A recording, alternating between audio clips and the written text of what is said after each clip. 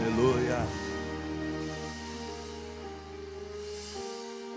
Irmãos, bom dia, paz. Espero que todos tenham dormido bem. Se não dormiram, deixa para depois da EBD. Ok? Vamos orar? Pai de amor, no nome de Jesus, nós louvamos, adoramos, exaltamos, reconhecemos, honramos o Teu nome, acima de todo e qualquer nome, porque importa que nenhum outro nome, nem no céu, na terra, nem debaixo da terra, deva ser adorado, glorificado, além do nome de Jesus. Então, como igreja, nós Te honramos, Pai. Te agradecemos pela noite que passou, por esta manhã de vida que o Senhor acrescenta à nossa existência e pela grande oportunidade que temos como igreja de estarmos reunidos e unidos na mesma fé, no mesmo propósito, para crescermos no conhecimento da Tua palavra. Que a Tua palavra não seja apenas ouvida, Pai, mas que ela seja aplicada ao nosso coração, que ela esteja gravada na tábua do nosso coração. Como o salmista disse, eu escondi a Tua palavra no meu coração, para não pecar contra Ti. Não sejamos meramente ouvintes, Pai, nem admiradores apenas, mas praticantes. Entregamos o Templo Kids ao Senhor agora. Ali estão reunidos os adolescentes, as crianças, os jovens e tantos irmãos nossos, trabalhando, Pai, para crescimento e expansão do Teu reino. Que a Tua boa mão também esteja ali, livrando, guardando de todo mal, de toda fúria, de todo contra-ataque do inimigo, Senhor. Assim como a nossa vida também. Guarda cada lar aqui representado, a nossa casa, o nosso coração, nós depositamos mais uma vez no altar do Senhor. Reconhecemos a nossa pequenez e a dependência que temos. Por isso pedimos, Espírito Santo, nos ajude a entender a Tua palavra, a viver, a aplicar. Em nome de Jesus, Pai. Perdoa os nossos erros, as nossas falhas, os nossos pecados, que a partir daqui toda oposição ao ensino da Tua palavra seja repreendida. Medo, sono, mal-estar, inquietude, seja repreendida agora em nome de Jesus. Renova as forças físicas do Teu povo e a capacidade de assimilação da Tua palavra. Nós oramos rendidos, gratos, com o perdão de nossos pecados, em nome do Senhor Jesus Cristo. Amém. Vamos sentar, queridos irmãos. Bênção estarmos reunidos novamente aqui na casa de Deus, nesse lugar que um dia foi construído para que o nome do Senhor fosse pregado, glorificado, adorado. E mais uma vez nesta manhã, para estudarmos a palavra de Deus, trilhando esse caminho que é o sermão da montanha ou das bem-aventuranças, como você desejar. Hoje nós vamos abordar a lição de número 7. Bem-aventurado os misericordiosos. Bem-aventurado. A gente já sabe que a expressão bem-aventurado significa abençoado, mais que feliz, né? Então, traduzindo, mais que feliz são aqueles misericordiosos. Ó, irmãos, ao longo da minha carreira com Cristo, eu conheci vários tipos de pessoas. E é estranho quando a gente fala de vários tipos de pessoas, porque embora sejam vários tipos de pessoas, estão todos inseridos no mesmo grupo, que deveria ter o mesmo perfil, né? Eu não estou falando de anular a sua identidade como pessoa, mas o perfil que fala da maneira como que a gente vai agir diante das circunstâncias, deveria ser algo comum a todos nós. Então eu já vi gente muito misericordioso com o outro, mas eu já vi gente muito dura. Eu já vi gente muito implacável, como se ela nunca errasse e como se ela nunca fosse errar com ninguém. E isso é muito complicado. A Bíblia diz que bem-aventurados são não os implacáveis, não os impecáveis, mas os misericordiosos. Sabe quando é, já para começar a história aqui, sabe quando é que eu sou misericordioso com você? Quando eu entendo que vez ou outra eu também preciso de misericórdia, misericórdia das pessoas. Sabe quem tem dificuldade em perdoar é quem se acha muito certo, muito correto, muito justo. Porque se ele se reconhece como alguém que, vez ou outra, magoa, fere, e a gente faz isso toda hora, às vezes por incontinência, às vezes por um momento ruim que você está vivendo, às vezes distraidamente, às vezes só a pretexto de brincar, ou às vezes com maldade mesmo. A gente fere as pessoas. E tudo que a gente quer é que elas perdoem a gente, que elas sejam misericordiosas. Ou alguns nem isso quer, para ele não faz diferença. Aí piorou. Aí a pessoa que estava doente agora está em estado terminal, porque ela não liga se você está bem comigo, se você não está. Ela não conhece nada dos princípios de Deus, sabendo que Deus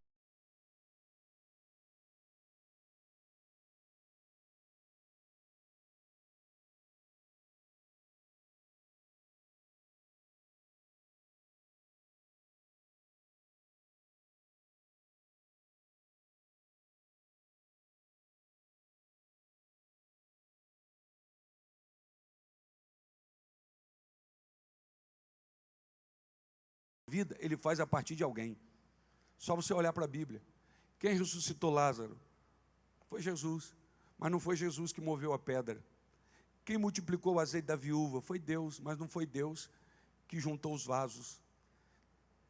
Quem foi que multiplicou os pães para alimentar a turma lá? Foi Jesus, mas não foi Ele que distribuiu. Então, muito do que acontece na nossa vida acontece a partir de alguém. E parece que Deus faz isso de propósito, para que a gente tenha essa relação interpessoal de dependência, de estar junto, de compartilhar, de caminhar, de depender um do outro. E aí Deus se alegra e Ele ordena a bênção e a vida para sempre. Não seja um ermitão, não seja uma pessoa que decidiu viver isolado, sem relacionamento, porque um dia você vai precisar e você vai bater de frente com a realidade de que você não semeou isso em momento algum. Se você não semeou, tenha alguém para sentir sua falta quando você sumir. Tenha alguém para sentir saudade de você. Agora, isso eu não peço, eu não mando um e-mail, um WhatsApp, isso eu cultivo, em nome de Jesus. Amém? O texto é o de Lucas, capítulo 10, versículo 30 ao 37. Respondendo, Jesus disse: descia um homem de Jerusalém para Jericó, caiu na mão dos salteadores, os quais o despojaram, e despojando, retiraram e deixaram meio morto.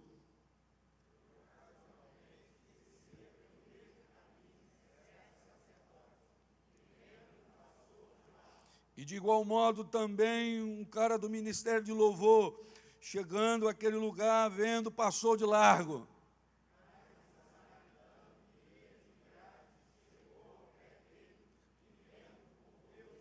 Deixa eu consertar aqui, irmão, senão eles vão dizer que o pastor está heresia, está falando coisa que a Bíblia não diz. Levita aqui pode também ser alguém do ministério de louvor. Está ok? Versículo 34, é isso? E aproximando-se, atou as feridas, aplicou-lhes azeite e vinho, e pondo-lhe sobre sua cavalgadura, levou-o para uma estalagem e cuidou dele.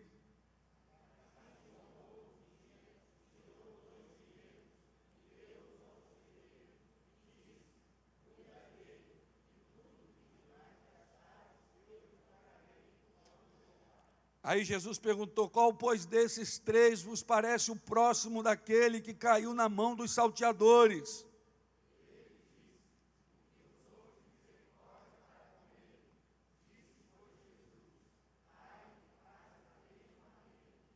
Bom, é isso aí. E aí o textuário a gente já sabe: bem-aventurados misericordiosos, porque deles alcançarão misericórdia. Mateus 5,7. Diga amém. Então vamos lá, a palavra introdutória.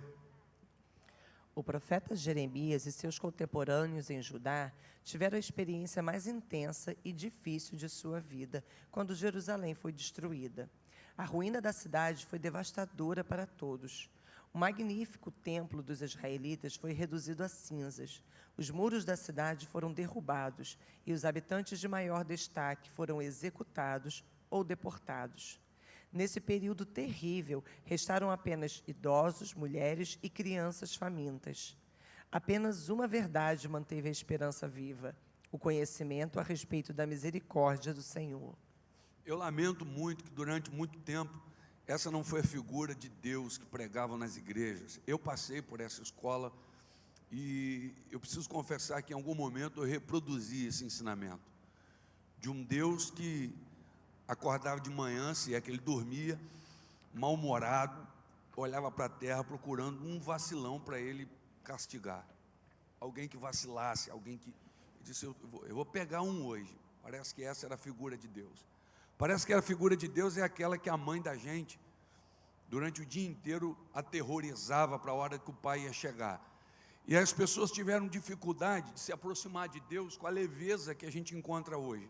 De um Deus cheio de amor, de graça, de um Deus que sorri quando eu sorri, de um Deus que recebe meu louvor, de um Deus que eu posso encostar a cabeça no peito, que eu posso pedir colo.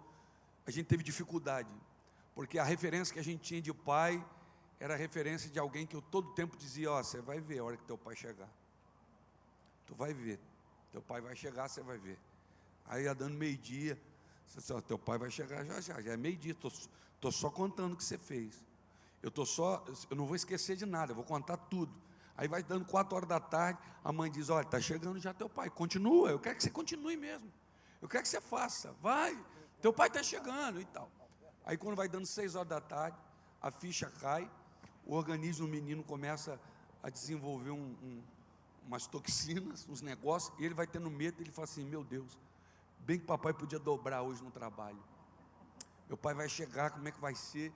Então a mãe roubou do filho a expectativa de esperar o pai chegar, a expectativa de receber o pai, a expectativa de dar um beijo no pai.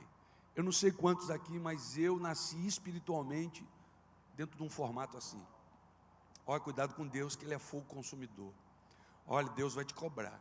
Ó, Deus vai pôr você no leito. Ó, Deus vai te matar, hein? Olha, Deus... E eu falei, meu Deus do céu. E daí alguém dizia assim, ó, vai ter subida no monte hoje. Todo mundo vai para o monte. Aí nós íamos para o monte. Aí o pastor dizia assim, ó, mas tem que ter conserto. Tem que estar todo mundo bonitinho, porque monte é coisa séria. Irmão, monte é coisa séria, igreja é coisa séria, culto é coisa séria, Jesus é coisa séria. Ou ele está só no monte? Aí chegou no monte, aí no pé do monte tinha um concerto. Não, vamos todo mundo aqui, se alguém tem alguma coisa aqui, confessa. Se alguém pensou, então vamos confessar todo mundo. Porque toda hora tem alguém fazendo alguma coisa. Se não faz, pensa. Se não pensa, sente. Mas toda hora tem alguém. Então vamos fazer. Conclusão, se dá vontade de desistir, eu não quero mais monte, eu vou para casa. Eu vou no monte, essa agonia, esse desespero, essa tensão. Aí depois de passar por todo esse processo, a pessoa subiu o monte. Chegava lá em cima, o terror era tão grande que ela via o Satanás andando, ela via o demônio ali, ela via não sei o que na cerca, ela via... Era uma experiência horrorosa, porque essa era a ideia de Deus. Essa era a ideia que as pessoas passavam de Deus. E aí sabe o que acontece? As pessoas ficavam reprimidas com o pecado. Elas chegavam diante do Senhor e a oração dela, Senhor, me perdoa, obras, pensamento, palavras. Esmiúça isso daí, mas ela tem medo, porque a gente só abre o coração na íntegra com quem a gente tem intimidade. A gente só é verdadeiro 100% com quem a gente tem intimidade e confiança. Então, por que muitas pessoas não conseguem? Oração, irmãos, é terapêutico.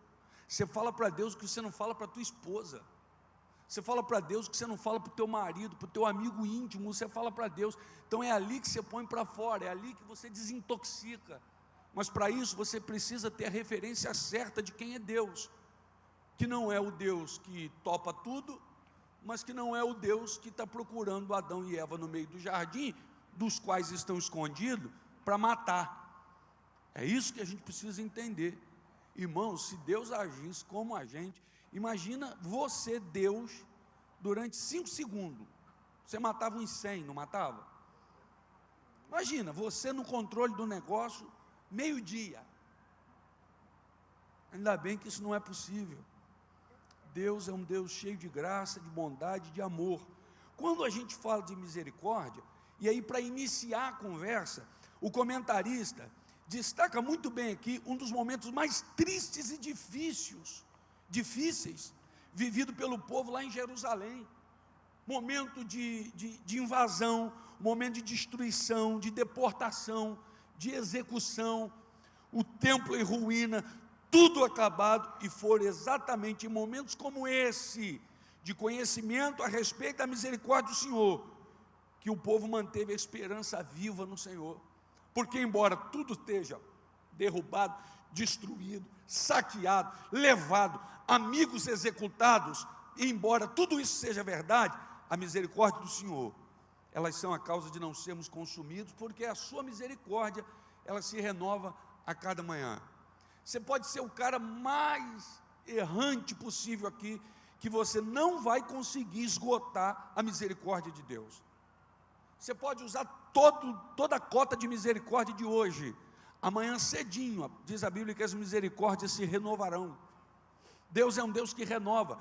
Mas deixa eu denunciar Satanás aqui, deixa eu denunciar uma estratégia do diabo. Sabe qual é a estratégia do diabo? Você tentou e não conseguiu. Ele vem e sugere você desistir porque você não vai conseguir. E Deus está dizendo, tenta de novo, continua. Sabe qual foi o grande problema da escola dura? A pessoa pecou, bota ela para fora da igreja, expõe ela publicamente. Esse não é o Deus da Bíblia. O Deus da Bíblia é, deixa ele aí, uma hora a palavra pega ele, uma hora o mover do Espírito Santo sacode ele, e ele converte verdadeiramente. Pastor, mas ele está aqui e está lá. Você quer o quê? Que ele fique lá e lá? Deixa ele aqui e lá, uma hora ele fica só aqui. Uma hora o Espírito Santo pega ele com força. É claro que a gente não vai endossar nada, é claro que a gente não vai dizer que o certo é errado, mas a gente precisa ter esse entendimento da palavra, que Deus é misericordioso e que Deus trata. E nós, irmãos, eu às vezes fico vendo alguns pregadores, eles parecem que passam atestado de bobeira, porque se comportam como se eles fossem produtores do negócio, e nós não somos produtores de nada, irmão, nós somos consumidores. Sabe misericórdia? Você é consumidor. Sabe graça? Você é consumidor. Sabe perdão? Você é consumidor. Ninguém aqui produz graça, a gente consome a graça. O favor que não merece é o favor que nos alcança. Então a gente precisa entender isso. O que manteve vivo o povo nos momentos de crise? A certeza de que Deus é Deus de misericórdia. Nunca fecha uma porta que Deus não fechou. Aí a pessoa estava disciplinada. Então vem aqui, por favor, e Luiz, e conta aqui. Aí vinha Luiz, ó irmãos, quero pedir perdão à igreja, pedir perdão ao Senhor, porque eu errei, eu fiz isso. Aí o pastor vinha, era um tribunal. A igreja quer perdoar aqui o irmão Luiz, aqui, amém. Então, irmão Luiz, está disciplinado por 6 meses. Aí disciplinado. Aí no meio da semana tinha um culto de doutrina, que parecia o UFC gospel. A turma vinha para ver o circo pegar fogo, para ficar por dentro dos erros. Só que tinha um detalhe, ficava um porteiro, olha que visão, porteiro. Ficava um porteiro lá, e só podia entrar no culto de doutrina quem fosse membro da igreja, tivesse em comunhão e tivesse ceiado. Então, abre a carteirinha de membro aí. Está aqui. Não, está carimbado, você ceiou, pode entrar. Não, tu não ceiou não, o que está vendo? Tem que conversa com o pastor depois, pode meter o pé, sai. E o cara saía. Era mais ou menos desse jeito. E aí, como é que você vai proibir uma pessoa? Vigília, a mesma coisa, só pode entrar aqui nessa vigília. E eu cansei de ver gente se convertendo em vigília, gente, tendo um encontro com Jesus em vigília. Aí alguém dizia para mim assim, ô Luiz, na sua igreja tem doutrina? Eu falei, depende do que você chama de doutrina. O que é doutrina? A palavra doutrinar significa ensinar. Ah, você está falando o quê? De expor podre dos outros? Não, lá não tem. Você está falando o quê? De ficar acusando, de ficar lá de uso e costume? Não, não. Aqui é doutrina. A gente abre a palavra. E a palavra é para todos. A palavra é para todos. Então o que mantinha vivo era isso. Irmãos, sabe qual é o problema da igreja? Fechar uma porta que Deus não fechou. Vamos para Lucas 15, não precisa abrir, você conhece a história. O menino mais novo diz, pai, estou fora, não quero mais, me dá o que é meu, estou indo embora. Ele foi para uma terra longínqua, porque não dá para você sair da presença do pai e achar que vai ficar do lado, você não vai ficar, ou você fica dentro, ou você vai para muito longe. Inconscientemente, as coisas vão te levar para longe. Então o menino vai para longe, faz tudo que faz, a besteirada toda, mas um dia ele se torna o construtor do próprio chiqueiro, porque a nossa infantilidade somado ao nosso achismo de que dá para tocar do nosso jeito, nos faz construtores do próprio chiqueiro. Então o menino está dentro do chiqueiro, cuidando de porco, sem ter o que comer, quando a ficha cai. Como alguém que diz assim: o que eu estou fazendo, cara? O que eu fiz? Aí, vamos considerar o que a Bíblia não diz, mas o que acontece às vezes dentro da igreja. O cara falou assim: poxa, bem que eu queria sair desse chiqueiro, mas eu não vou poder nem me aproximar da fazenda, não vou poder nem chegar perto daquela porteira, porque depois de tudo que eu fiz, papai não vai fazer isso, papai não vai me aceitar. Mas ele conhecia o pai que tinha. Então ele olha para si e fala assim: o que eu fiz, cara? Levantar-me-ei e vou ter com meu pai. Talvez o meu irmão já não me considere como irmão, porque a hora de se referir a mim, ele diz o teu filho, e não meu irmão. Mas eu sei que ele é meu pai. Levantar-me-ei e irei ter com meu pai. Sabe o que acontece? A porta estava aberta para ele voltar. Irmãos, e como é bom ter uma porta aberta para voltar. As pessoas podem até te ferir, pode ser ingrata com você, mas deixa uma porta aberta para ela voltar, porque esse é o princípio divino. O Senhor sempre deixa uma porta aberta para a gente voltar. Ele diz: ó filho, eu não queria que você fosse, mas se tu quiser voltar, a porta está aberta, porque não foi eu que te pus para fora, foi você que foi. Então é muito bom. O problema é que Deus não fecha, mas a gente fecha. Então quer um conselho de Deus? Não feche a porta que Deus não fechou. Deixa ela aberta, talvez ela seja o escape para a salvação de alguém. E tem um detalhe: Satanás, o chiqueiro é o ambiente do diabo. Você sabia disso, né? Chiqueiro é o ambiente de Satanás. Essa coisa é tão séria que o judeu não podia, não pode comer carne de porco, porque porco é considerado um animal amaldiçoado. Então chiqueiro é um ambiente de Satanás. Então, quando a pessoa vê que está sujo, vê que errou, viu que está no meio da imundícia, viu que está no ambiente de Satanás e não consegue vislumbrar uma porta aberta, ela acaba de se sujar toda. Ela vai até a morte. E aí a gente não entendeu por que a pessoa foi até a morte. Porque ela olhou para a gente, lembrou do nosso nome, lembrou da nossa família, lembrou da nossa igreja e não conseguiu vislumbrar uma porta aberta para voltar. Isso já aconteceu tantas vezes aqui na nossa igreja. Pessoas às vezes voltam quebradas. Pastor, eu falei: meu irmão, não sei nem o que você está falando. Entra aí, vamos servir a Deus, cara. Vamos servir o Senhor. Ontem foi passado, 20 minutos atrás já foi passado. Vamos tocar daqui para frente. Quem pode dizer amém? Amém? Então o seu Deus é um Deus de misericórdia. Só tem um detalhe: também não tem o culpado por inocente, né? O negócio é sério. Significado de misericórdia. Segundo o dicionário Roaz da língua portuguesa, misericórdia significa sentimento de dor e solidariedade com relação a alguém que sofre uma tragédia pessoal ou que caiu em desgraça. Dó, compaixão, piedade. Ato concreto de manifestação desse sentimento, como perdão, indulgência, graça, clemência. A palavra misericórdia vem do termo grego hélios, que também significa compaixão. A misericórdia capacita uma pessoa a lidar com seu ofensor de modo menos severo, ou seja, com uma rigidez menor do que a que o ofensor merece. Maleável dobra, mas não quebra, né? Rígido quebra. E às vezes para acertar do que quebra, às vezes é muito difícil, é muito complicado. Agora tem gente que tem dificuldade com a definição de misericórdia, assim como também de graça. Então deixa eu tentar simplificar, porque às vezes eu percebo que as pessoas, principalmente o povo pentecostal, ele gosta de ver Deus naquilo que é complicado, né? E Jesus veio justamente para descomplicar. Jesus veio descomplicar, né? Então deixa eu tentar descomplicar para você. Embora a gente costume usar graça e misericórdia na mesma frase, elas são diferentes. Em algum momento elas se encontram, mas elas são diferentes. Por quê? Porque graça é o bem que eu não mereço. Misericórdia é o mal que eu mereço e não recebo. Então das duas a gente recebe. Eu recebo graça, é o bem que eu não mereço, mas eu também sou alvo da misericórdia. Às vezes eu merecia algo muito ruim e por misericórdia Deus me poupa. Então observa que misericórdia é aquela recompensa má de atos ruins que eu tive e que eu merecia. Se acontecesse, eu não tinha que culpar Deus. Eu tinha que bater no peito e falar assim: não, eu plantei isso, eu tenho que colher isso. Mas Deus, por misericórdia, um pai, hoje não tem mais isso, mas antigamente tinha. Se você passar de ano, eu te dou a bicicleta. Aí a gente, como é que é? Se passar de ano, te dou a bicicleta. Aí o moleque não gostava de estudar nada, estudava, ou colava, porque o negócio era passar. Não é isso? Mas ele não consegue passar, né? Ele não consegue passar. Aí o pai olha para ele. Primeiro que a primeira promessa, ao meu ver, a meu juízo, é graça.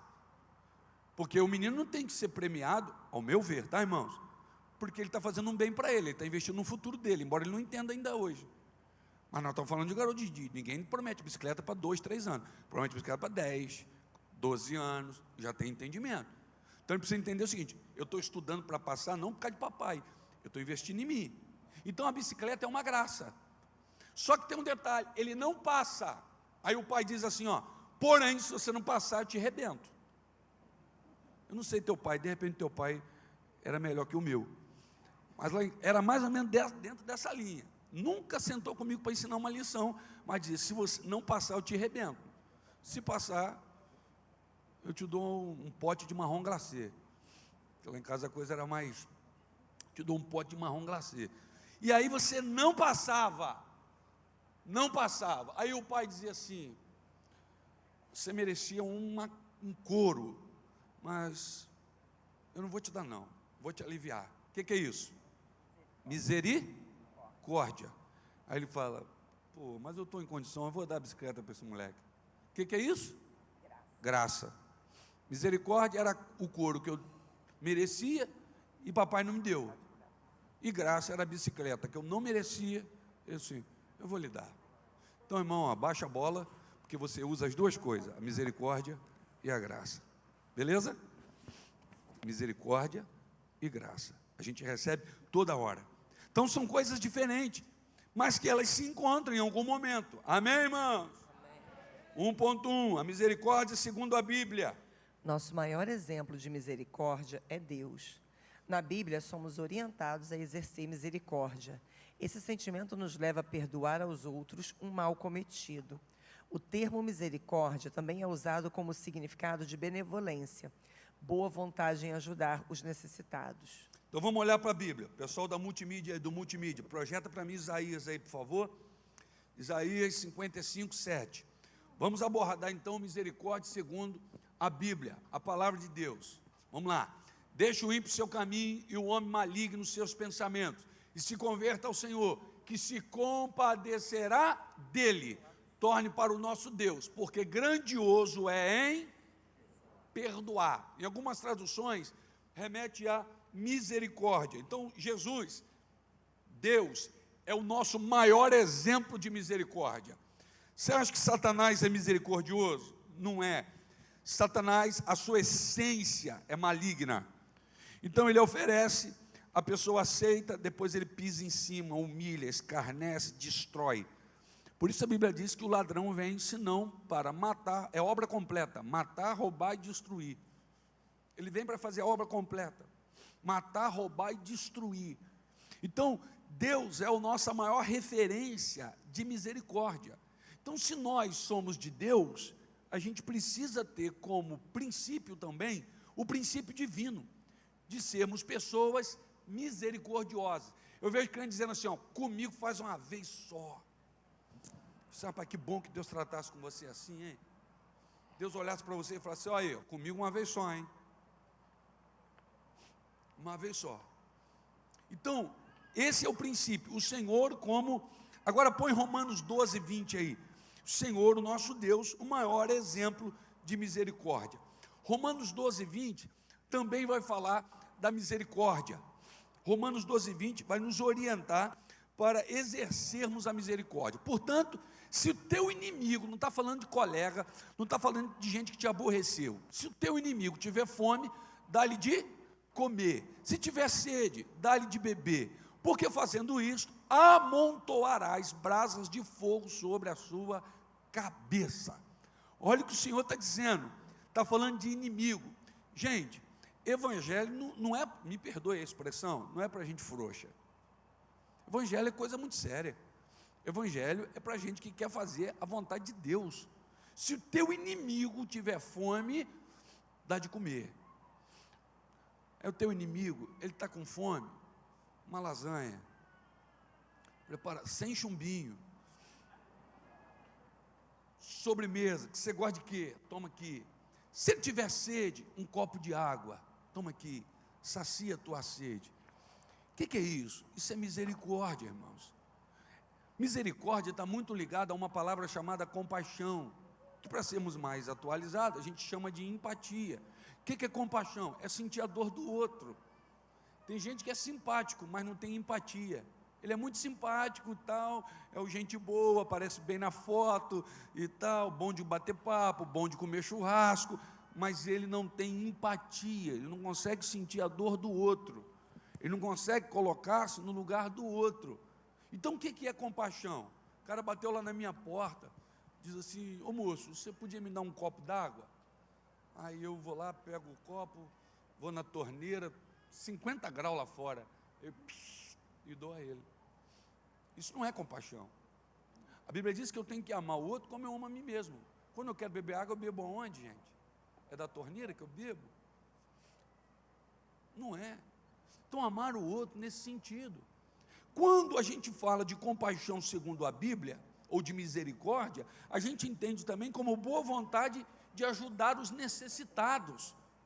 Por quê? Vem uma multidão apertando, tocando em Jesus, e um cego, mendigo, grita: Jesus, filho de Davi, tenha misericórdia de mim. Irmãos, precisava Jesus ter que parar para atender o cara? Ou alguém já tinha que agarrar o cara no braço e falar assim: vamos lá, eu vou lhe ajudar a chegar até ele. O que você precisa? Mas Jesus, no meio daquela multidão toda, sabe por quê? Porque todo mundo que estava ali estava preocupado com a sua própria demanda, com as suas próprias necessidades. Jesus está aqui, esse cego precisa, eu também preciso, pô. Então ele que se vire. É a cultura de hoje. Sabe qual é a cultura de hoje? Você, para mim, é um problema seu. Então vamos lá, ó, vamos lá. Só que Jesus é diferente. Jesus parou para atender o cara. O que é isso? Compaixão. É colocar-se no lugar do outro, é sentir a dor do outro. Então, sabe qual é a minha oração hoje? Que a gente não tenha saído da nossa casa para gastar uma hora e um pouquinho aqui, ouvindo coisa que só vai ficar aqui. A minha oração é que a gente não tenha saído de casa podendo ter ficado dormindo. Tem dia que é mais difícil, né? Essa semana eu tive acesso a uma tinta e atacou a minha alergia, por isso que eu estou expondo picolé aqui toda hora. E aí vem um soninho na hora que tem que levantar. Aí eu levanto e venho para aqui, fico meia hora pensando com vocês sobre um assunto que só vai ficar aqui. A minha oração é que não. A minha oração é que Deus gere em nós essa sensibilidade espiritual, de sentir a dor do outro, e não apenas de ficar no sentimento, mas que esse sentimento nos encoraje, nos impulsione a fazer alguma coisa, nos impulsione a ter uma decisão. Porque às vezes, irmão, a gente passa por alguém caído e religiosamente diz assim: Senhor, usa alguém para abençoar essa pessoa aí, ó. E Deus diz: ué, você não está passando aí agora? Você não está passando? É igual quando alguém fica longe da igreja, vai um membro da igreja, aí o outro fala para o membro assim: não, a igreja não me visitou. Como não? Eu estou aqui, eu sou a igreja. Ah, você queria que fosse 1.400 pessoas na tua casa num dia, é isso? Ah, não, então você não avisou, pô. Então, às vezes, religiosamente, a gente passa por alguém e diz: Senhor, abençoa. Quando você volta e a pessoa morreu, você diz assim: demoraram. Você usa o verbo errado, não é demorar, demoramos. Ninguém fez nada, inclusive eu não fiz nada. Só que é complicado às vezes, irmãos. É complicado você parar para ajudar o cara num dia de chuva, que você veio bonitinho para o culto, botar dentro do seu carro um cara fedido que você encontrou na rua, com uma ferida aberta, com uma chaga. Só que o pouquinho de sacrifício que você faria para ele seria um benefício do tamanho do mundo. Ah, pastor, a gente não consegue resolver o problema do mundo, mas você pode melhorar o mundo daquela pessoa. Eu posso melhorar o mundo daquele indivíduo. Então a minha oração aqui hoje é que a gente não fique aqui no campo da teoria, assimilando um conhecimento, e no final dizendo assim: pô, que aula legal. Não é que aula legal. Quero que essa aula incomode você. Aliás, que essa aula nos incomode, que esse tema sacuda a gente, gere algum desconforto dentro de nós, para a gente fazer alguma coisa. 2.1, misericórdia de Deus Pai. Da mesma forma que o juízo é enfatizado na Bíblia, também é destacada a misericórdia de Deus. Por sua graça, o Pai concede ajuda e perdão aos pecadores que não merecem nada além de condenação, bem como ajuda àqueles que sofrem por causa do ônus da vida. Irmãos, vamos lá. Imaginemos se Deus nos tratasse no rigor de sua santidade. Imagina se Deus nos tratasse no rigor da lei. Por isso a Bíblia diz que a letra mata, a letra ali é lei, mas o Espírito vivifica. Imagina se Deus nos trata no rigor do auge da sua santidade. Ele fulminaria, gente. Nós estaríamos literalmente perdidos. Já teríamos sido consumidos. Por isso a Bíblia diz que Ele não nos trata, embora a gente trate o outro, mas Ele não nos trata segundo os nossos pecados. Eu já contei isso aqui umas 2 ou 3 vezes, talvez mais, umas 15, mas eu vou repetir. Diz que o pastor chegou na casa de um membro da igreja e tinha a pequena Rebeca lá sentadinha, brincando com os negocinhos. Aí o pastor encostou, mexeu com a Rebeca, brincou, depois voltou, começou a conversar com a família. E a Rebeca mudou de humor. Mudou de humor, ficou aborrecida e tal. Aí a família, ela passou, o pastor brincou, ela não deu muita confiança. Aí a família falou assim: pastor, o senhor falou alguma coisa para a Rebeca que ela não gostou. A Rebeca está magoada com o senhor. Aí a Rebeca sentadinha, o pastor ajoelhou do lado, falou: Rebeca, tudo bem? Ela olhou para o pastor assim: Rebeca, eu te fiz alguma coisa? Aí a Rebeca olhou. Mas, Rebeca, não foi por querer, você me perdoa? Aí ela olhou para o pastor assim: então me dá um abraço. Aí abraçou. É assim na relação adulta, marido e mulher. Você vacilou, você falou que não era para falar, falou na hora errada, ou simplesmente falou, não era para falar nada, mas falou, aí aborreceu, aí você encosta lá: sou minha filha, você está aborrecido? O que você acha?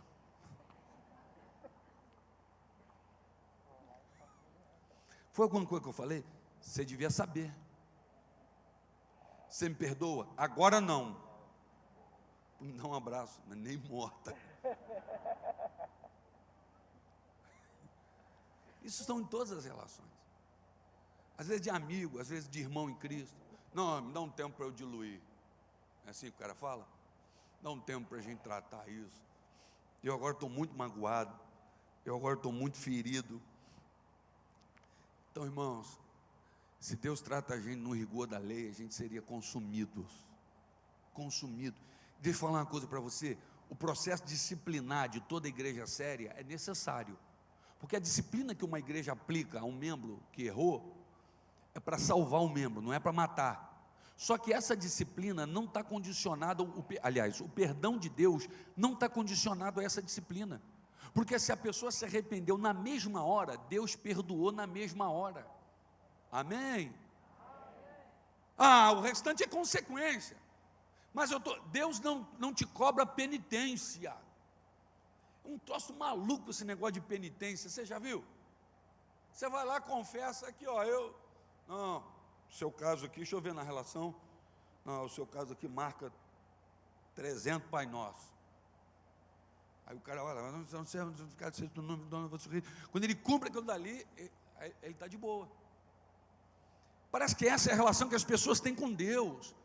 E o Senhor, Ele perdoa instantaneamente. Eu não sei quanto tempo aquele cara rouba, ele furta, ele subtrai de pessoas, mas eu sei que quando ele confessa, Jesus diz: beleza, está perdoado, hoje você vai estar comigo no paraíso. Ponto. Senhor, quando entrar no teu reino, lembra de mim. Aí Jesus diz: não, primeiro vai para o purgatório. Paga lá teus pecados no purgatório, depois a gente conversa. Não tem. O perdão de Deus é instantâneo. Escute bem, só existem 2 pecados não perdoados. 2. Pastor, a Bíblia diz um, o senhor hoje está herege mesmo. Mas escute, deixa eu terminar. O primeiro pecado é contra o Espírito Santo, blasfêmia contra o Espírito Santo. E o segundo é o pecado não confessado. A Bíblia diz que com o coração se crê, com a boca se confessa. A Bíblia diz que quem confessa e deixa alcança misericórdia, mas quem encobre nunca prosperará. Então é botar para fora, é vomitar, falar, Senhor, está aí, ó, o que me fazia mal é isso aí. É o mal que me corroía, que me destruía, que me... Projeta para mim de 2 Samuel 24. Segundo livro de Samuel, capítulo 24, versículo 14.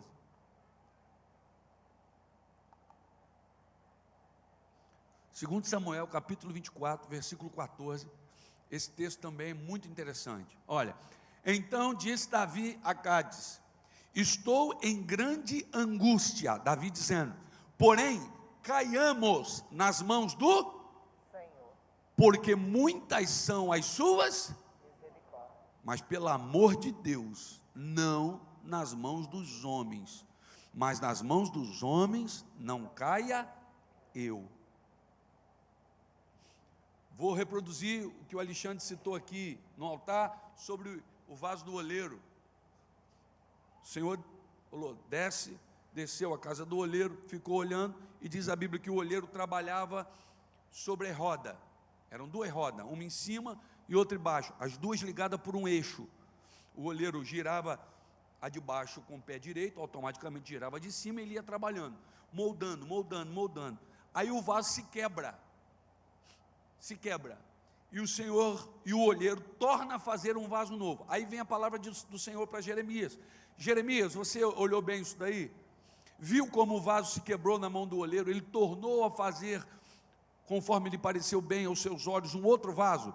Assim como o barro na mão do olheiro, sois vós na minha mão, ó casa de Israel. Irmãos, o desejo de Deus é que a gente nunca se quebre. O meu desejo é que você nunca se quebre. O meu desejo é nunca me quebrar. Mas se não é possível que nos quebremos na mão de Deus, porque se você quebrar na mão dos homens, eles pisam nos cacos. Então, por isso Davi disse, olha, vamos cair na mão de Deus, porque Ele é grande em misericórdia, mas não caiamos na mão dos homens. Na mão dos homens não caia eu, porque o homem nem sempre usa a misericórdia. 2.2, a misericórdia de Deus Filho.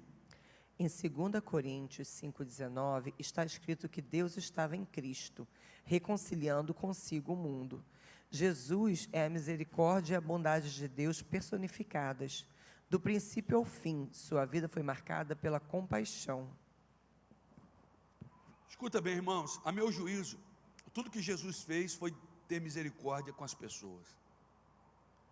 Ah, pastor, não foi tudo que Jesus fez? Claro que foi. Não, Jesus perdoou, Jesus curou, Jesus restaurou, Jesus libertou, mas nada disso é feito sem antes ser movido por misericórdia. Quando Jesus curou o cego dizia, tem misericórdia de mim. Quando Jesus multiplicou os pães e peixes, você vai olhar no texto, os discípulos dizem, Senhor, vamos despedir essa turma aí, estão com fome. Jesus teve compaixão do povo, não, vocês vão dar de comida. Olha, isso é um tapa no nosso rosto, irmãos. Às vezes a gente age exatamente como os discípulos que somos. Nós somos os discípulos. Ele disse, Senhor, despede aí, Jesus. Não, vocês vão dar de comida. Ele teve compaixão. Então tudo que Jesus fez aqui foi ter compaixão das pessoas. Quando perdoou, quando curou, quando restaurou, isso tudo foi compaixão. Ou seja, eu e você, a menos que tenhamos compaixão do outro, não vamos conseguir nos mover em direção ao outro, para fazer nada. Irmãos, não vamos. Deixa eu voltar ao relacionamento de marido e mulher. Às vezes o conflito é porque a gente não põe no lugar do outro. É ter compaixão. É ter compaixão. É entender o outro. Qual é o conflito às vezes? O conflito às vezes é que a mulher está em casa, aquele monte de filho, e com tudo para fazer, né? E ela amamenta um aqui, afasta o outro do fogão ali, mexe com essa mão aqui, o celular atendendo aqui, e vai-se embora, né? Aí na cabeça dela, o marido está na rua, batendo papo com um, batendo papo com o outro, descontraído, negociando, tal, e tudo mais, né?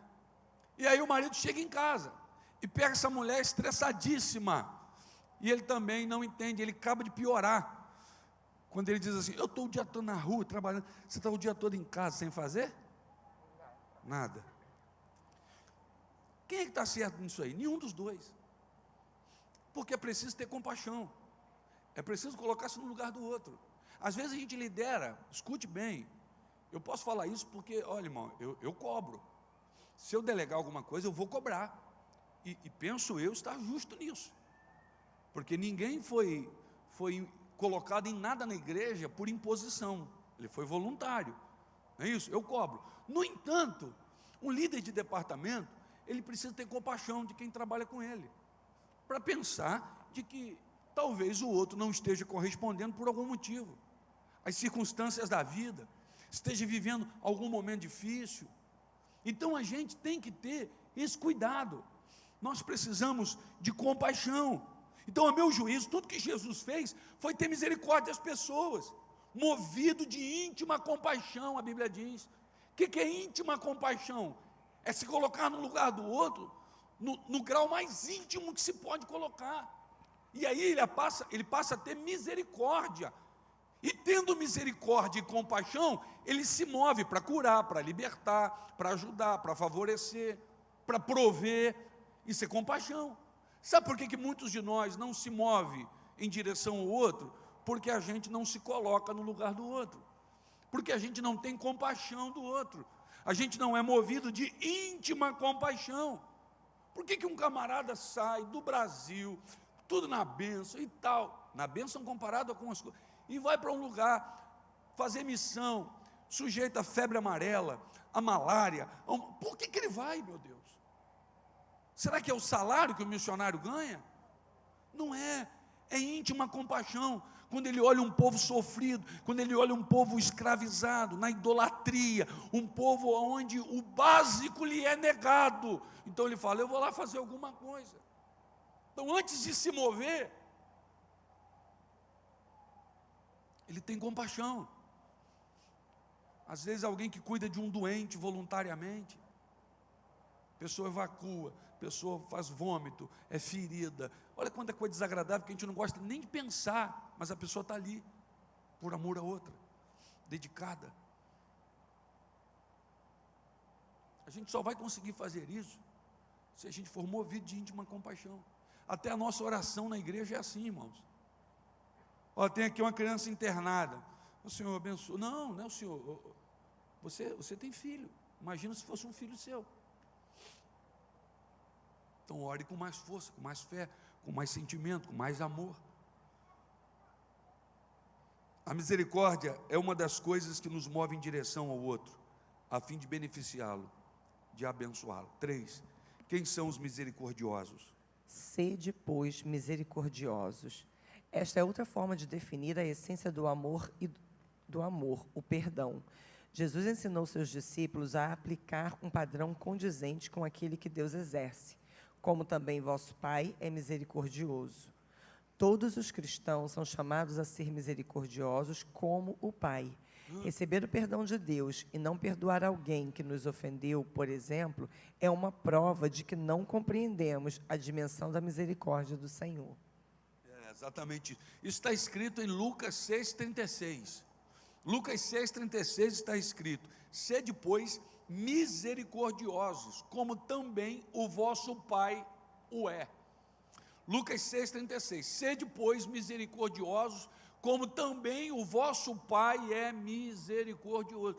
Sabe qual é a proposta do Evangelho? Reproduzimos as atitudes de Deus.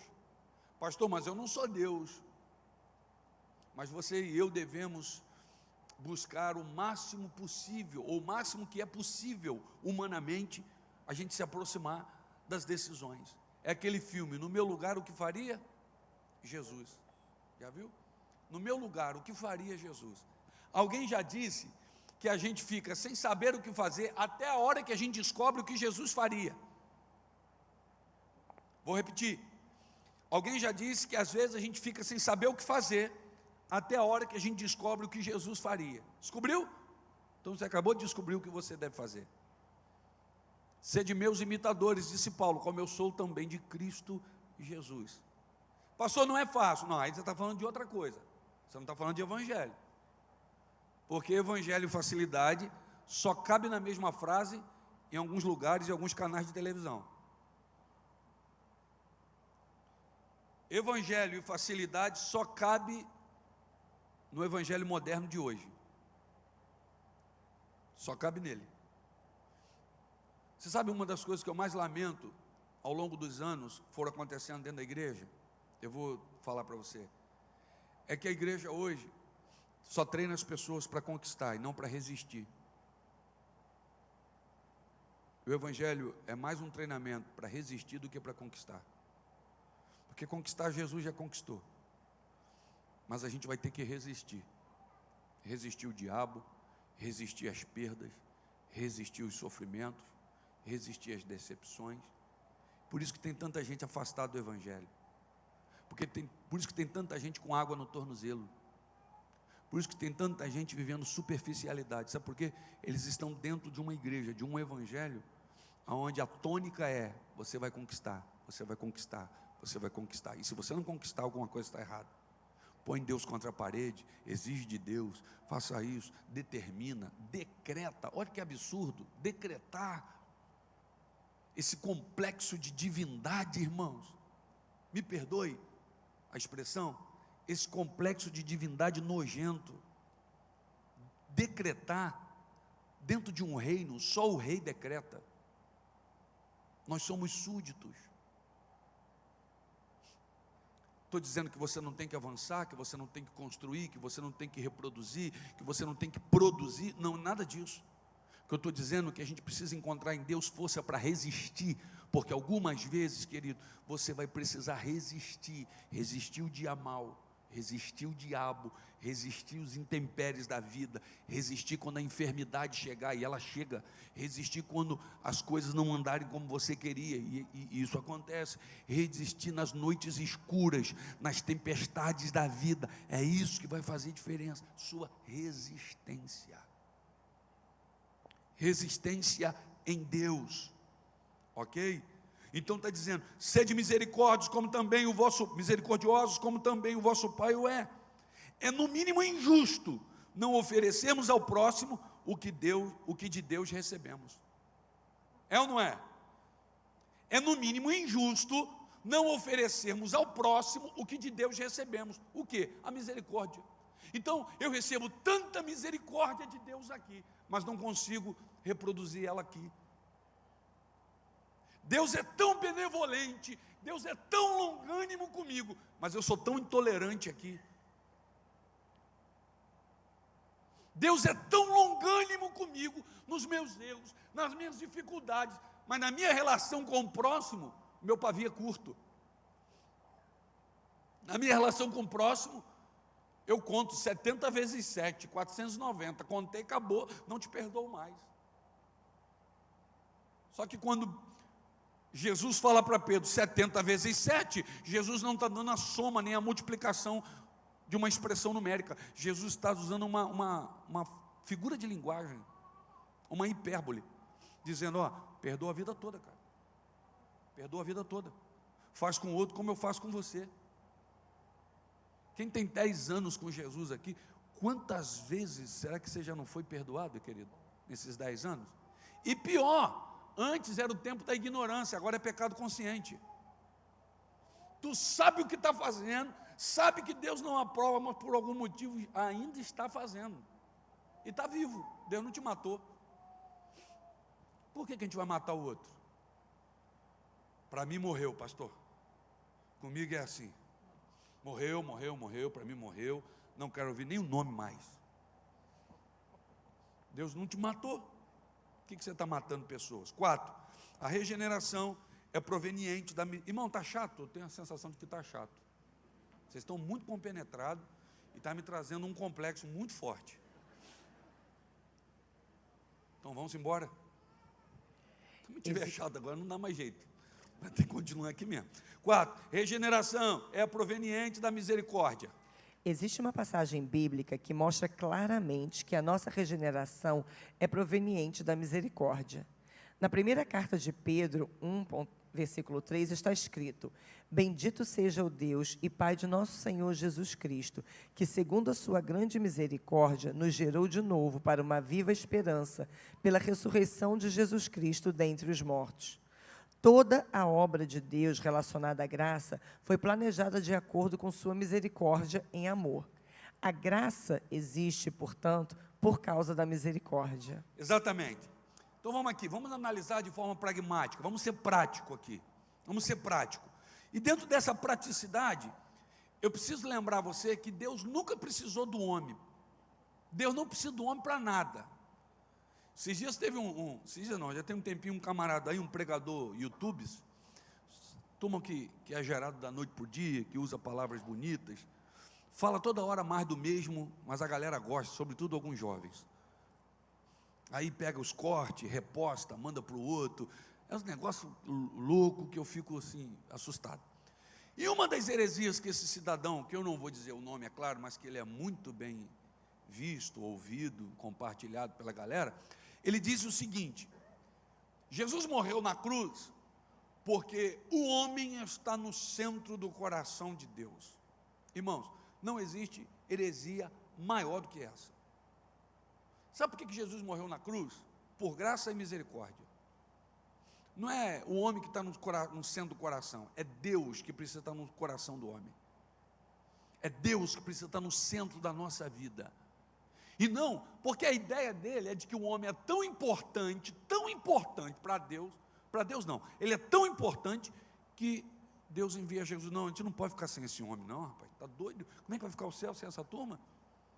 Então morre lá rápido, para ver se o céu não deixa de ser céu, porque imagina sem esse povo aqui morando aqui, ué. Então a primeira coisa que a gente precisa entender é que Deus nunca precisou do homem. Ele fez o homem para louvor da sua glória. Aí você diz assim: pastor, se é para louvor da glória de Deus, ele precisa do homem. Quem foi que disse?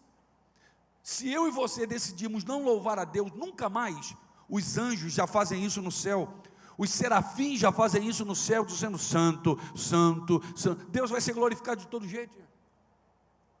De todo jeito ele será honrado, de todo jeito ele será glorificado.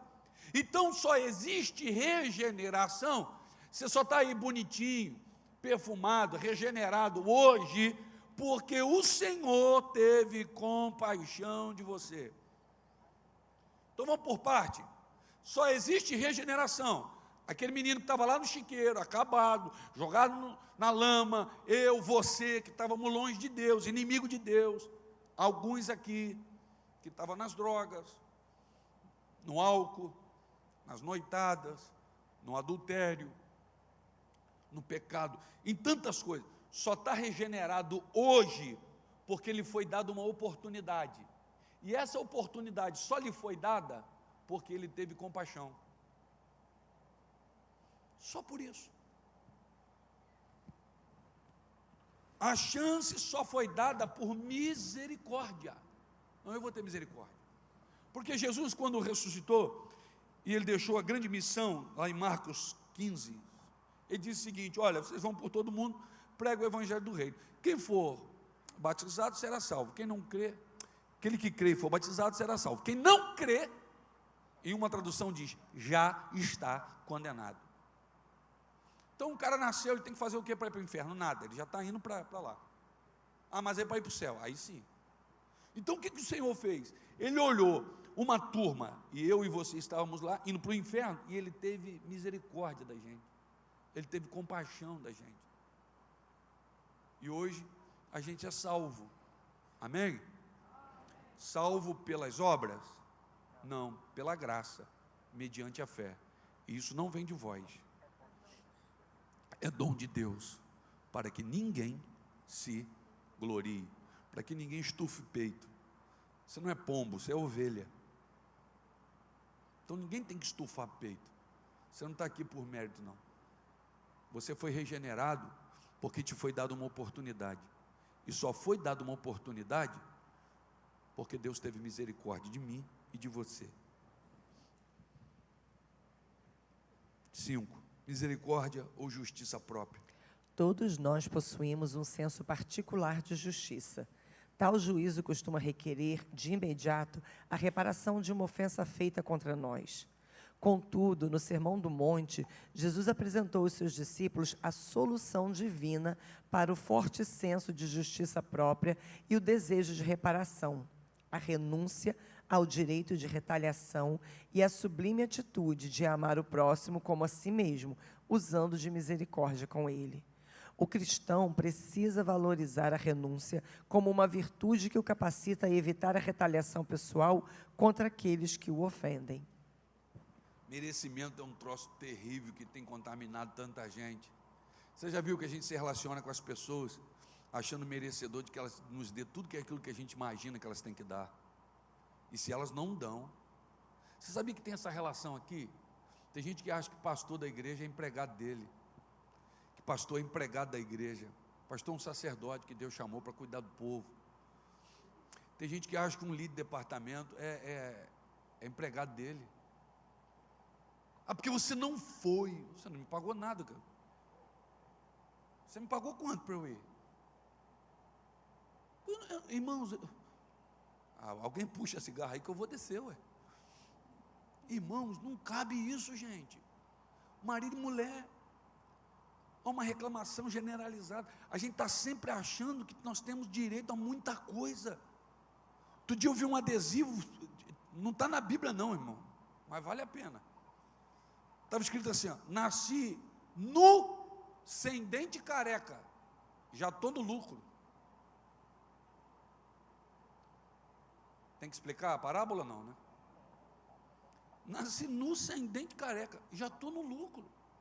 Mas a gente vem, às vezes esses meninos de hoje, você já viu, gente? Você que tem filho sabe, um nível de exigência que parece que o mundo tem que parar para atendê-lo. Não, não é esse tênis. Vamos almoçar onde hoje? Vamos almoçar onde hoje? Em casa, menino.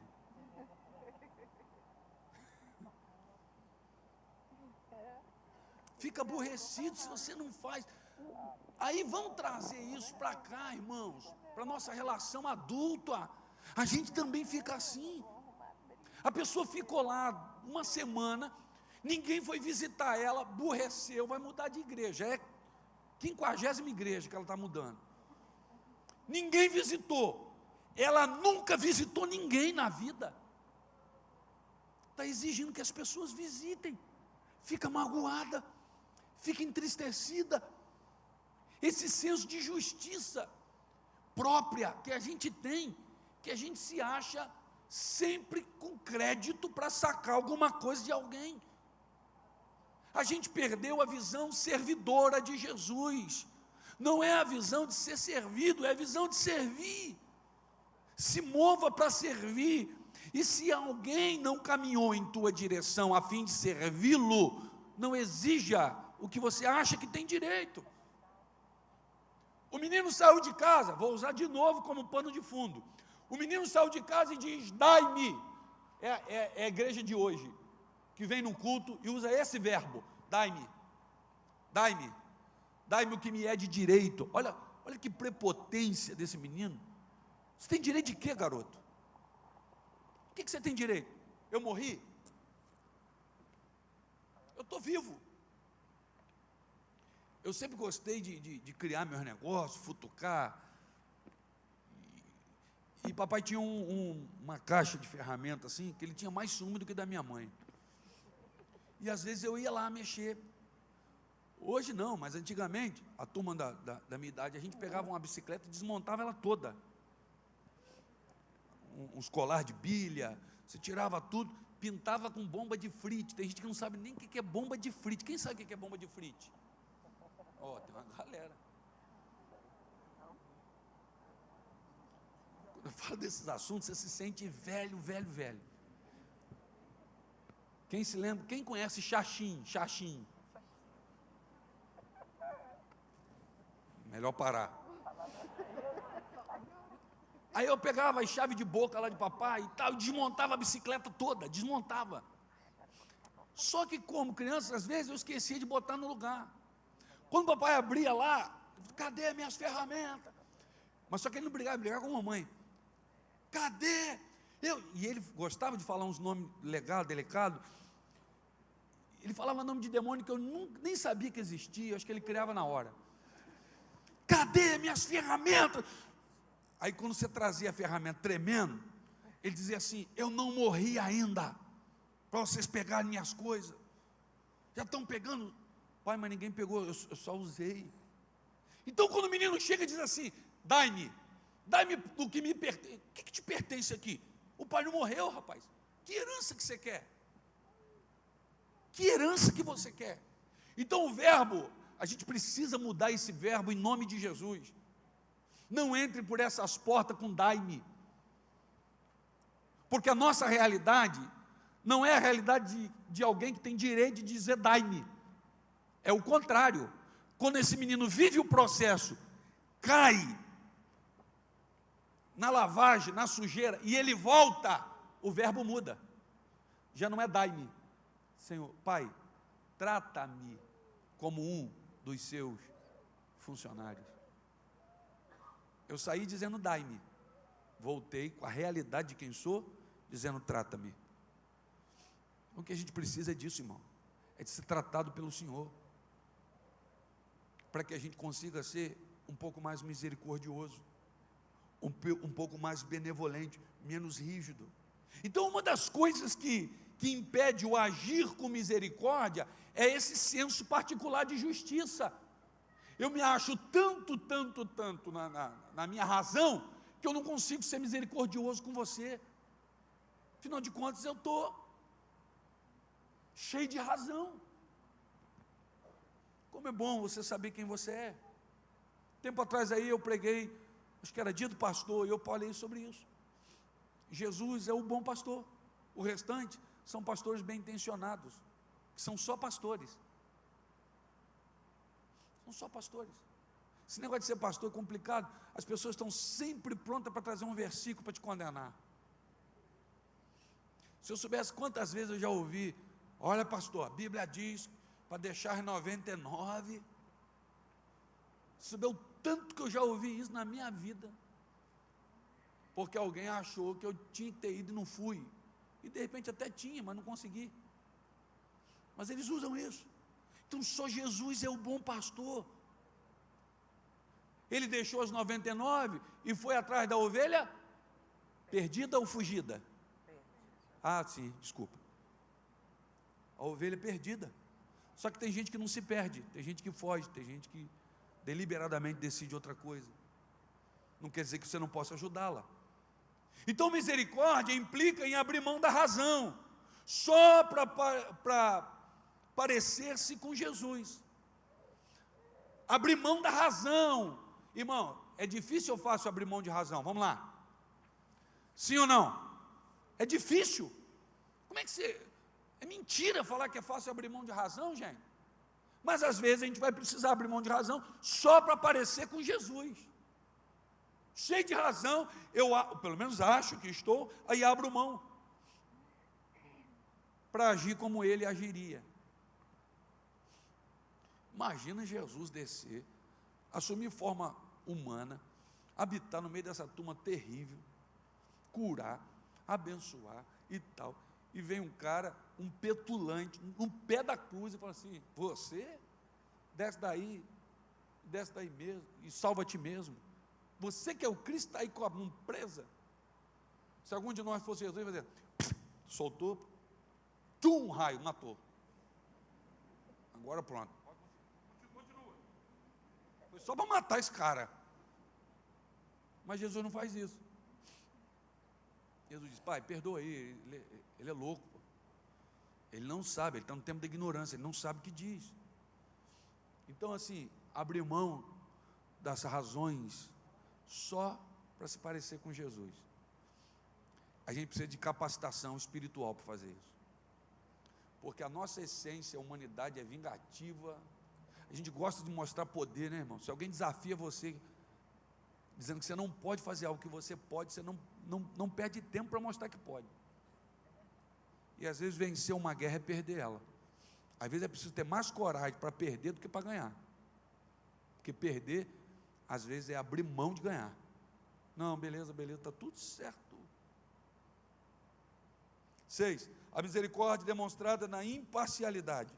Em Mateus 5,42, o que o Senhor falou não se trata apenas de pagar o mal com o bem, mas de sermos imparciais no trato com os nossos semelhantes e de não estarmos apegados de forma egoísta àquilo que nos pertence.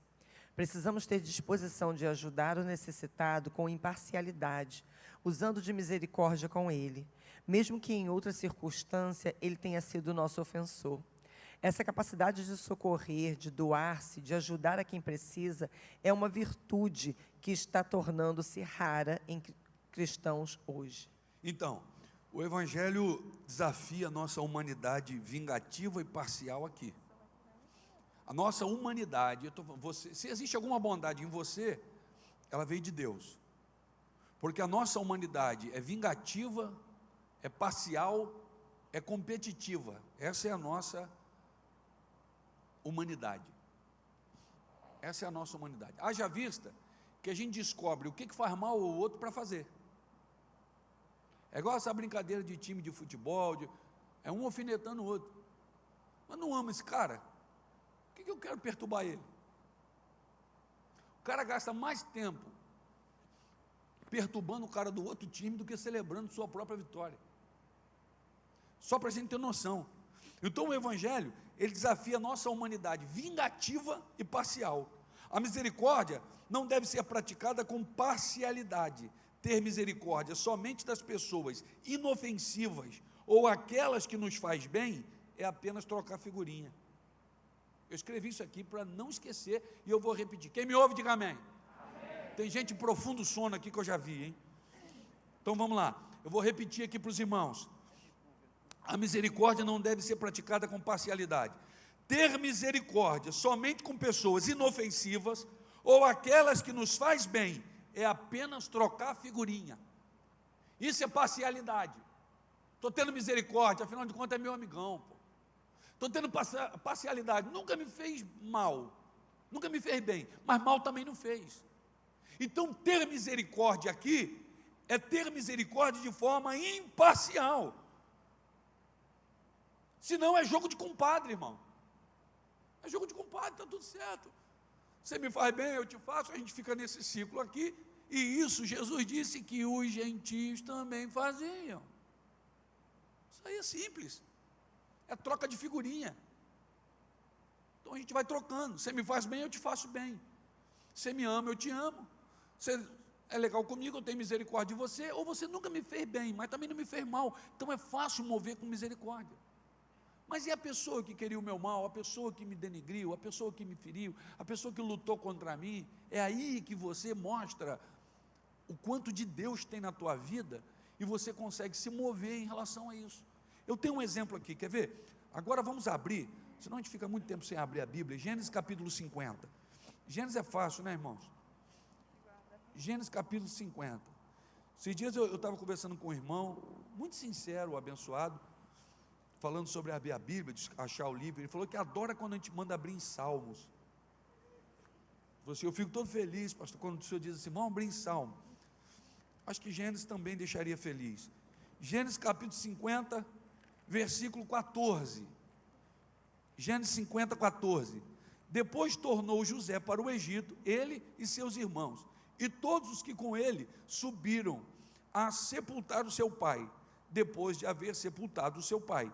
Vendo então os irmãos de José que o seu pai já estava morto, disseram, porventura nos aborrecerá José e nos pagará certamente todo o mal que lhe fizemos. Portanto, enviaram a José dizendo, teu pai mandou antes da sua morte, dizendo, assim direis a José, perdoa, rogo-te a transgressão de teus irmãos e o seu pecado, porque te fizeram mal. Agora, pois, rogamo-te que perdoes a transgressão dos servos do Deus de teu pai. E José chorou quando ele lhes falava. Depois vieram também seus irmãos e prostraram-se diante dele e disseram: eis-nos aqui os teus servos. E José lhes disse: não temas, porque porventura estou eu em lugar de Deus? Vós bem intentaste mal contra mim, porém Deus o tornou em bem, para fazer como se vê neste dia, para conservar em vida a um povo grande. Aí 21 diz assim: agora pois não temais, eu vos sustentareis a vós e a vossos meninos. Assim os consolou e falou segundo o coração deles. Irmãos, isso aqui é muito forte. A gente conhece a história de José, né? Os irmãos, por inveja, o venderam. Sendo vendido, foi levado para servir na casa de um homem cuja mulher era atribulada. Pense numa mulher atribulada, era a mulher de Potifar, se encantou por José e foi dominada por um sentimento que não vinha de Deus.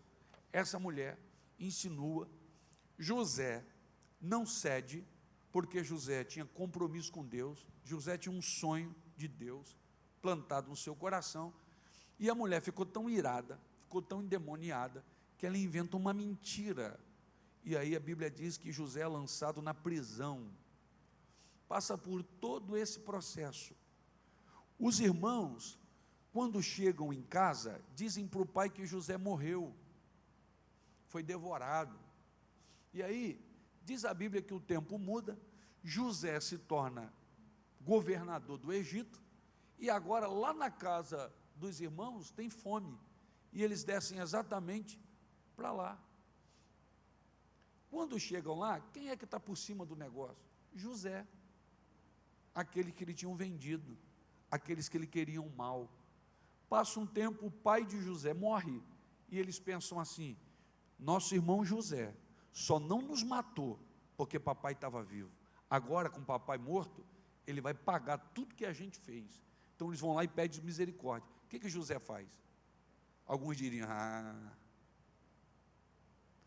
José disse assim: olha, o mal que vocês intentaram contra mim, Deus transformou em bem.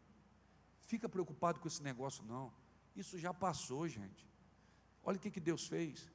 Fica calmo, que eu não só vou deixar de fazer mal a vocês, e eu vou deixar de fazer, mas eu vou sustentar vocês. O que vocês precisam? Plano de saúde? Toma um plano de saúde. Cesta básica? O que vocês precisam? E os filhos de vocês também. E José é esse exemplo, irmãos, que nós precisamos. Então, ser misericordioso com quem me faz bem é trocar figurinha. Ser misericordioso de forma imparcial é pegar irmãos que queriam me destruir e sustentá-los e abençoá-los.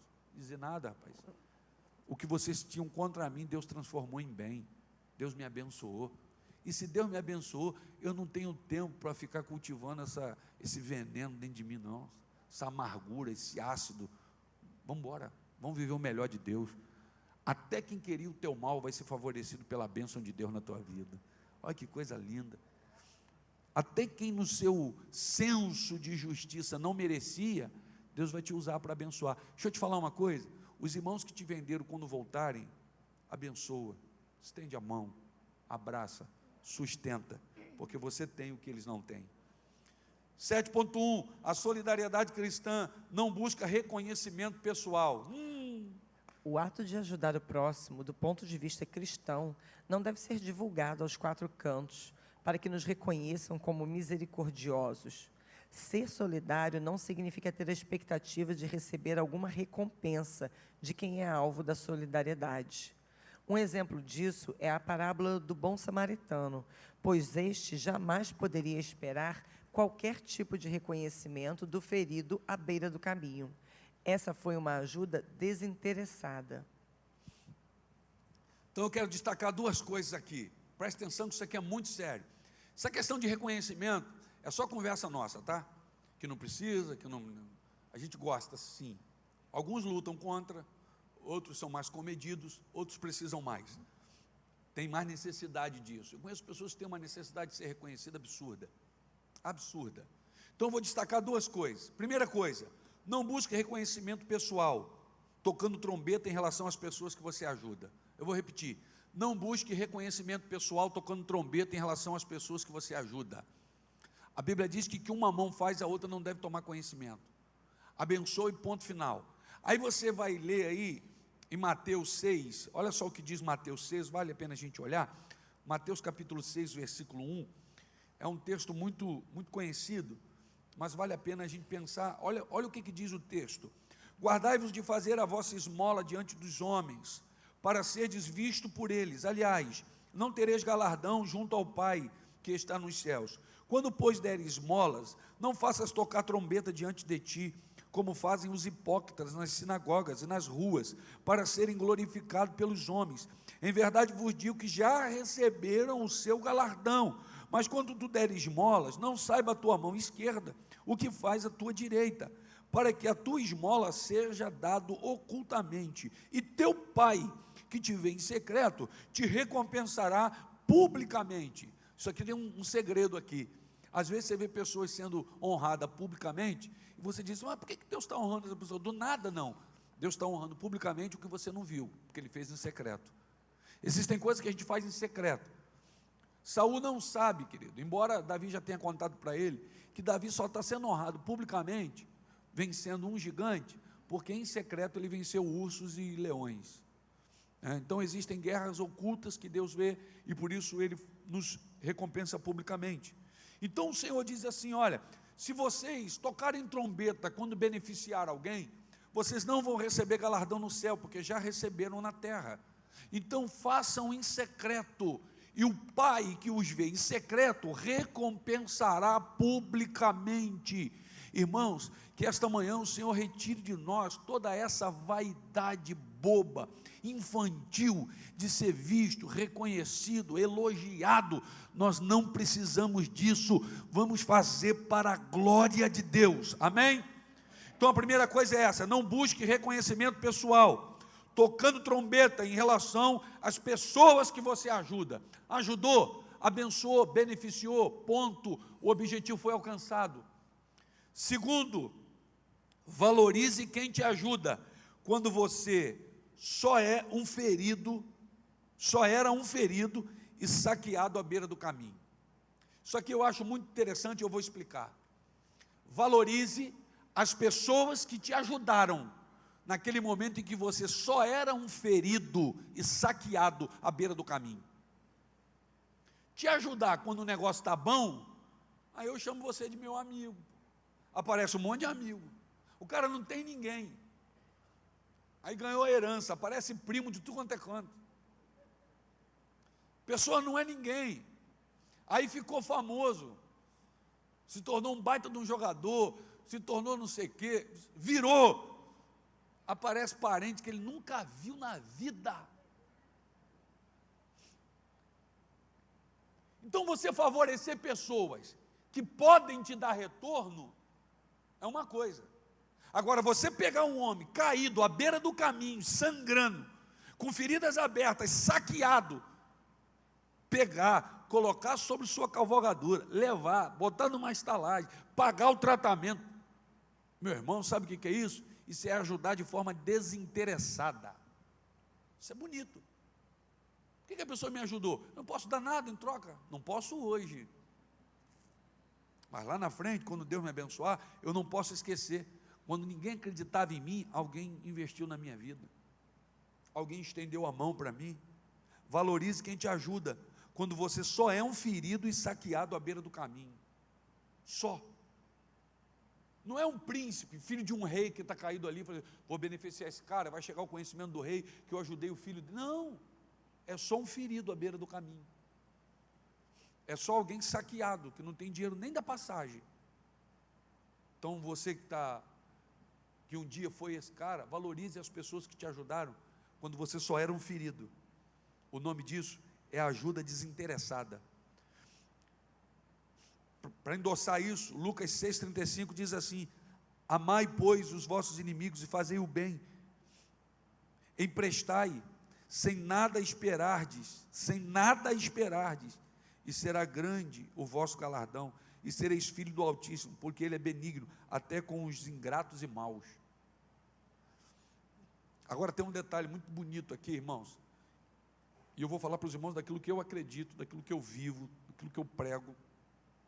O cara está ferido aqui, ele não tem nada para me recompensar, e eu, de forma desinteressada, o ajudo, o abençoo, mesmo não esperando nada. Eu estou semeando, mas eu não estou semeando na vida dele, eu estou semeando na presença de Deus, porque ainda que esse cara se levante dali, fique sarado, restaurado, abençoado, próspero, e jamais me reconheça, Deus em algum momento, na minha história, vai levantar alguém, para que essa semente germine na minha vida.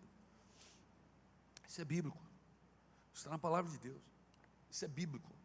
Agora é bonito quando você se move em direção a quem não pode te pagar, não pode te retornar, não pode te retribuir, pelo menos no momento, ok?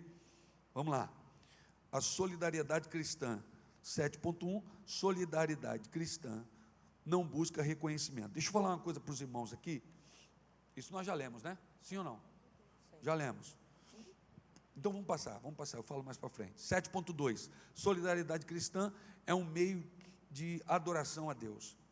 Após condenar a atitude arrogante e egocêntrica dos fariseus, Jesus trouxe a solidariedade para o seu verdadeiro sentido, um ato de adoração a Deus, o qual recompensa publicamente aqueles que de forma desprendida estendem a mão ao próximo. Tem gente que acha que adorar a Deus é só cantar louvores, só aplaudir. Adorar a Deus é de tanta forma, irmãos, inclusive é sendo misericordioso. 8, valorização da renúncia. A renúncia assume lugar de importância na vida cristã, porque proporciona ao cristão a oportunidade de testemunhar com os próprios atos seu compromisso com a cruz de Cristo. Ela implica a certeza de que praticar a fé é mais importante do que descer ao nível da retaliação com os seus males espirituais, morais e emocionais. Ao deixarmos de reagir com as mesmas armas ante aqueles que nos ofendem, desenvolveremos um coração nobre e misericordioso, ao mesmo tempo em que os ofensores ficarão desconcertados com o nosso comportamento. Querendo ou não, eles terão de refletir, até com remorso, sobre as razões da nossa atitude. Isso quebra as pernas do cara, né? A pessoa se tornou seu inimigo declarado, fez de tudo, e tudo que ela fez não foi suficiente, porque Deus te marcou com a bênção, porque Deus decidiu que ia te abençoar, e Deus te dá a chance, não para jogar em rosto, não para ostentar, mas Deus te dá a chance de beneficiar essa pessoa no futuro, e você o faz, para a glória de Deus. Isso constrange,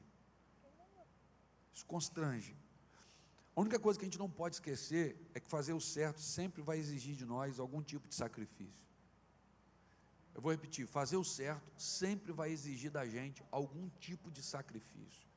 Você vai parar a tua caminhada, você vai ter que descer da cavalgadora, você vai ter que dar o seu lugar para o cara que está ferido, você vai ter que meter a mão no bolso para pagar o tratamento, sempre vai exigir de você algum tipo de sacrifício. Pastor, eu quero fazer o certo, então esteja pronto para fazer algum tipo de sacrifício, amém?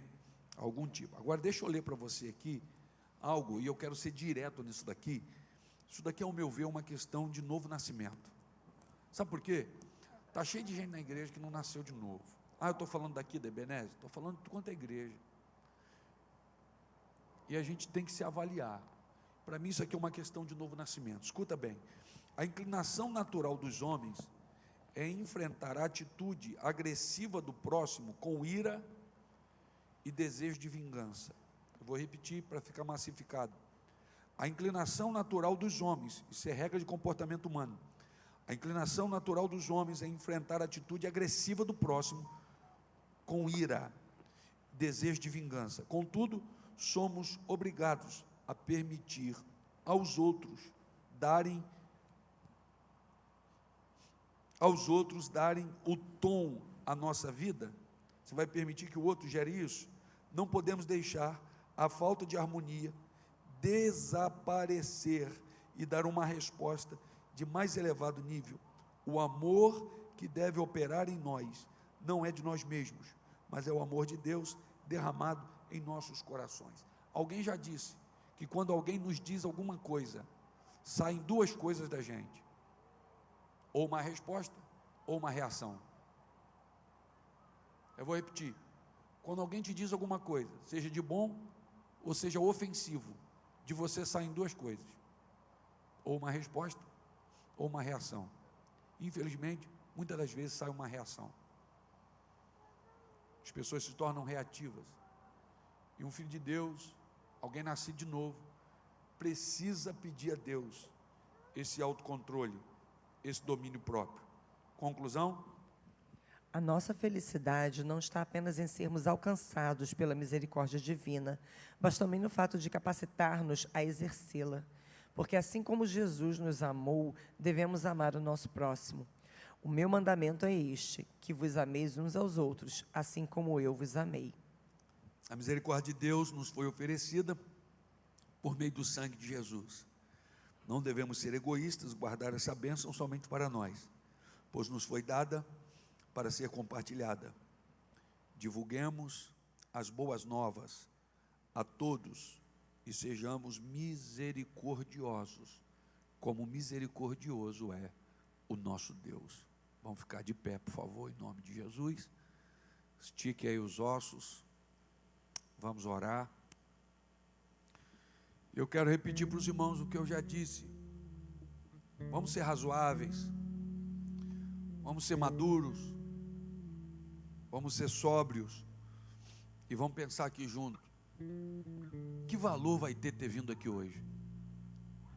Que diferença vai fazer na nossa vida a gente ter ficado esse tempo aqui, os irmãos sentados, eu aqui de pé, mas nós meditando, todos nós meditando num tema tão relevante.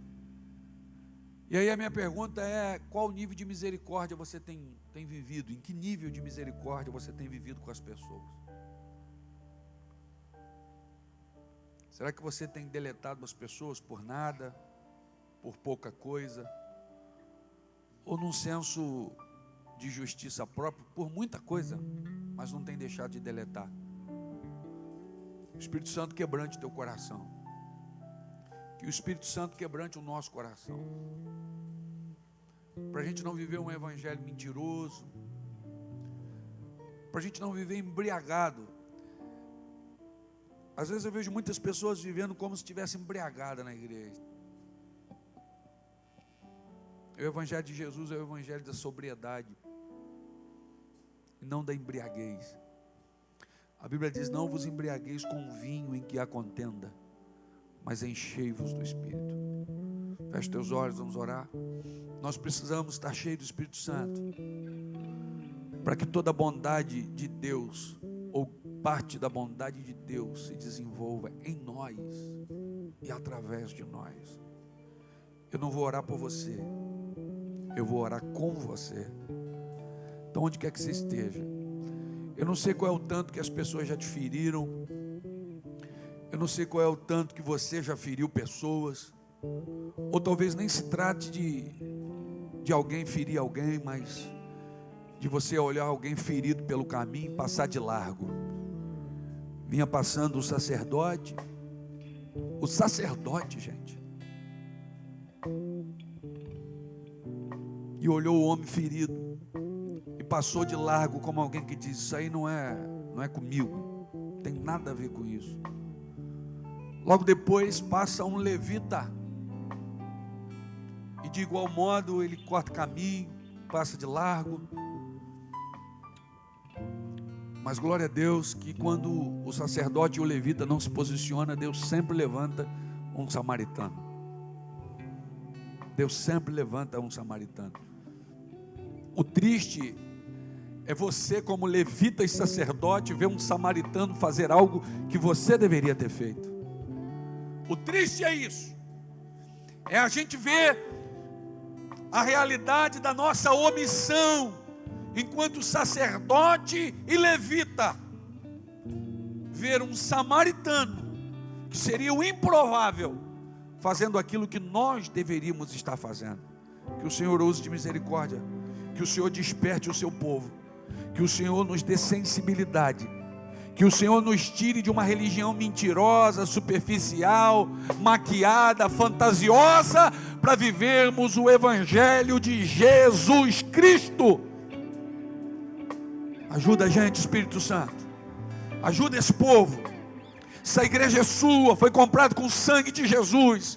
Ajuda os pastores, os evangelistas, os presbíteros, os diáconos, os obreiros, as esposas, as mulheres, os homens, os jovens, os adolescentes. Quebranta nosso coração, Senhor. Nós, como tua igreja, não podemos ter um coração frio, duro, insensível às necessidades do outro. Que comecemos de forma doméstica, aqui dentro. E que esse amor e essa misericórdia plantado pelo Espírito Santo em nosso coração transborde de dentro desse altar, desse santuário, para todas as pessoas que por nós passarem. Que não tenhamos nenhum problema em atrasar um pouco a nossa viagem, só para dar carona a alguém que está ferido pelo caminho. Que não tenhamos problema algum em dividir um pouco do recurso que o Senhor tem nos dado, só para patrocinar a cura de alguém, só para patrocinar as feridas que serão saradas, porque um dia foi assim conosco. Jesus Cristo deixou a glória e pagou um preço para que nós fôssemos sarados, cuidados pelo Senhor. Pai, conscientemente, é a nossa oração nesta manhã, em nome de Jesus. Diga amém, irmão. Vamos aplaudir o Senhor.